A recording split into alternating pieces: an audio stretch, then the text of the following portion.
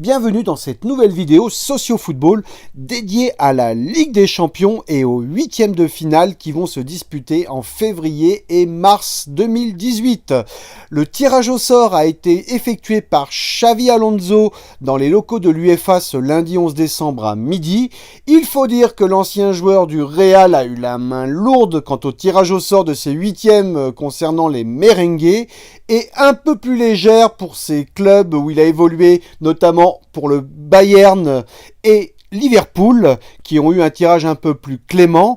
Donc nous allons voir, je vais vous donner mon avis, mes commentaires sur ces 8 confrontations qui vont se disputer maintenant dans presque 3 mois. Donc énormément de choses peuvent se passer encore dans les clubs, dans les équipes, avec les blessés, les absents, etc.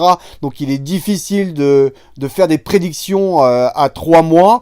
Mais quand même, on peut envisager certaines choses. Les équipes favorites qui vont certainement atteindre les quarts de finale, celles qui vont pas les atteindre et éventuellement les confrontations qui seront tirées au couteau, qui vont être difficiles à pronostiquer et qui vont se jouer certainement dans le match retour. Et donc nous allons voir, je vais vous faire mes commentaires, je vais vous donner mon avis sur ces 8 rencontres, enfin 16 avec les matchs aller-retour. Donc commençons déjà par la première confrontation. Alors le premier match se jouera entre la Juventus de Turin et Tottenham. Malgré une première belle place devant le Real Madrid et Dortmund, eh bien les Spurs ont le droit à la Juventus de Turin pour les huitièmes de finale. Une Juve qui a quand même disputé 2 finales ces 3 dernières saisons, donc pas une petite équipe, mais plutôt un des favoris de cette compétition. Le match aller aura lieu à Turin le 13 février 2018 et le match retour le 7 mars 2018 à Londres, 20h45 pour les 2 matchs. Et je ne vois pas Tottenham passer la barrière Juventus pour la simple et bonne raison parce que le Tottenham a un jeu plutôt qui aime aller vers l'avant, aime attaquer, etc. La Juve contrôle très bien ses matchs et encore cette saison, ils savent très bien tenir un score. Et le match aller est pour moi pas forcément favorable à Tottenham puisqu'il se jouera à la Juventus. Et si la Juve gagne ce match aller à Turin, il va être très difficile pour les Spurs de s'imposer à Londres parce que la Juventus sait très bien tenir un avantage même d'un but seulement et il va être très très difficile pour moi, pour Tottenham de l'emporter à Londres parce que cette Juve sait également très bien jouer en contre-attaque avec des attaques et des phases offensives, des transitions qui vont très vite de la phase défensive à la phase offensive et un Dybala qu'on va peut-être retrouver pour d'ici 3 mois, puisque ce match se jouera d'ici 3 mois. Donc pour moi, si je devais faire un pronostic, c'est 60% de chance pour la Juventus de se qualifier et 40 seulement pour Tottenham. L'autre match qui se jouera en même temps que Juventus-Tottenham est Bâle face à Manchester City. C'est pour moi le huitième de finale le plus déséquilibré de tous, tant l'équipe de Guardiola fait office d'un des 3-4 grands favoris pour remporter la compétition. Toutes les équipes souhaitaient Bâle pour ce huitième de finale. Et bien cette fois encore, le petit club suisse, après avoir joué Manchester United en phase de groupe, va affronter l'autre Manchester en phase éliminatoire. Je ne donne pas cher de la peau du FC Bâle face à ce Manchester City qui pour moi est certainement celui qui risque d'aller au moins en demi-finale, voire jusqu'au bout de la compétition. Le match aller se jouera le 13 février à Bâle et le 7 mars à Manchester pour le match retour. Alors pour moi, c'est plutôt facile à prédire et à prévoir l'issue de cette rencontre, enfin de ces 2 rencontres. Et si je devais pronostiquer, je donnerais vraiment 90% de chance à Manchester City et 10% seulement à la petite équipe de Bâle. Mais attention quand même, cette équipe suisse pourrait donner du fil à retordre à l'aller aux Citizens, même si je vois quand même un score fleuve au match retour dans le stade de Manchester City. Et pour moi, ce serait un cataclysme si les hommes de Guardiola se faisaient éliminer par cette équipe suisse qui vraiment n'a pas énormément d'atouts dans sa manche pour faire tomber un Manchester City qui est vraiment formidable depuis le début de saison. La troisième confrontation sera entre Porto et Liverpool, deux clubs habitués aux joutes européennes et à la Ligue des Champions, puisqu'ils l'ont déjà remporté. Le match aller se jouera à Porto le 14 février 2018, donc le soir de la Saint-Valentin, et le match retour à Liverpool le 6 mars prochain. Donc ces deux clubs-là également se retrouvent en huitième de finale, dont ils ont l'habitude, mais quand même Liverpool a réalisé une très bonne phase de groupe en étant la deuxième attaque, la meilleure attaque de cette phase-là, derrière le Paris Saint-Germain. Pour moi, Liverpool a quand même une avance sur Porto dans tous les domaines et dans tous les secteurs du jeu. Donc si je devais donner un pronostic, ce serait 60% pour Liverpool et 40% pour Porto, qu'on n'attendait pas à ce niveau-là de la compétition après plusieurs saisons très difficiles, et l'arrivée de Conceição a vraiment fait du bien au club portugais. Donc c'est une confrontation qui va être très intéressante, avec deux équipes qui savent jouer au ballon et qui sont également portées vers l'attaque. Donc nous devrions avoir un match aller et un match retour de toute beauté entre ces deux équipes. Alors le quatrième match se jouera entre le Real Madrid et le Paris Saint-Germain. Donc ce sera le huitième de finale de cette compétition qui aurait pu être également une demi-finale. Tous les yeux et les oreilles seront rivés sur cette rencontre, enfin ces deux rencontres entre le Real Madrid et le Paris Saint-Germain. Alors, le Paris Saint-Germain est très attendu sur la scène européenne après avoir dépensé plus de 400 millions d'euros lors du dernier mercato. Donc le PSG n'a quasiment pas le droit d'échouer une deuxième année consécutive à ce niveau de la compétition après avoir été éliminé par le Barça la saison dernière, et on se rappelle de la remontada et du 6-1 au Nou Camp. Donc le match aller se jouera lors de la Saint-Valentin le 14 février 2018 à Bernabéu au Real. Donc ce ne sera pas forcément un match de noces ou d'amour entre les deux équipes, et le match retour le 6 mars au Parc des Princes. Pour moi, ce n'est pas un avantage de jouer le deuxième match à la maison par rapport aux forces en présence et par rapport au jeu du Paris Saint-Germain, car si le Real s'impose ne serait-ce que sur un seul but d'écart au match aller à Bernabéu, le Paris Saint-Germain va devoir produire du jeu au Parc des Princes au match retour, et c'est pas forcément ce qu'il fait de mieux. Le PSG cette année préfère défendre dans ses 35 mètres et pour pouvoir partir en contre très rapidement avec ses flèches devant, que ce soit Neymar, Cavani ou Mbappé. Alors au match retour, ils devront faire le jeu, et là c'est le Real qui les attendra au tournant. Et quand on connaît la faiblesse du Paris Saint-Germain au milieu de terrain, ce qui est la grande force du Real Madrid, c'est peut-être le meilleur milieu de terrain au monde pour moi. Donc pour moi, ce match est quelque part se jouera à ce niveau-là, au niveau du milieu de terrain et de l'entrejeu des deux équipes, mais également c'est difficile aujourd'hui de prédire et de prévoir ce match, parce qu'on ne sait pas, il va se jouer dans 3 mois, on ne sait pas qui sera présent parmi le Real, qui sera présent au Paris Saint-Germain. Il suffit qu'il manque un ou deux joueurs majeurs pour qu'il y ait un léger déséquilibre entre l'une et l'autre équipe. Mais si les deux équipes sont au complet, pour moi, le Real a un léger avance sur le Paris Saint-Germain. Donc je donne 55% de chance au Real Madrid et 45% au Paris Saint-Germain. Tout simplement parce que le Real a ce milieu de terrain qui est très fort, qui sait tenir le ballon et qui va très nettement embêter le Paris Saint-Germain, qui va devoir concéder le ballon au Real. Et si le Real arrive à tenir le jeu et à éviter de se faire prendre en contre, eh bien les merengues passeront certainement en quart de finale. Et c'est là que sera la faiblesse parisienne pour ce match-là. Ce sera au milieu de terrain et au niveau de ses latéraux, que ce soit à gauche ou à droite, puisque nous aurons Ronaldo du côté de Dani Alves et éventuellement Bale, vous imaginez Bale du côté de Kurzawa. Donc là, les différences seront assez facilement faites du côté du Real Madrid au match retour, puisqu'ils vont certainement procéder au contre. Ils vont attendre le Paris Saint-Germain qui devra faire le jeu et inscrire et revenir sur le Real.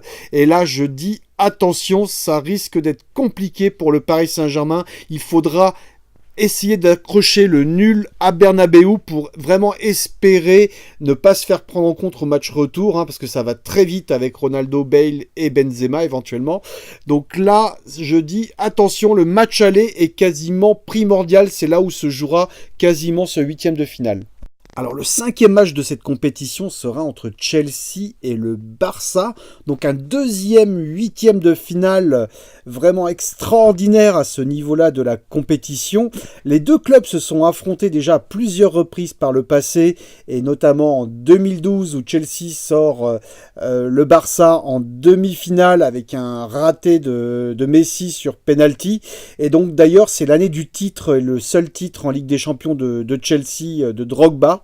Donc cette saison, Chelsea s'est encore à nouveau renforcé avec l'arrivée de Morata notamment et de Bakayoko. Donc cette équipe d'Antonio Conte a largement les moyens de venir à bout du Barça, d'un Barça quand même qui a perdu Neymar mais qui marche bien depuis le début de saison, mais risque peut-être de le payer dans la deuxième partie parce qu'il n'a pas non plus un énorme effectif.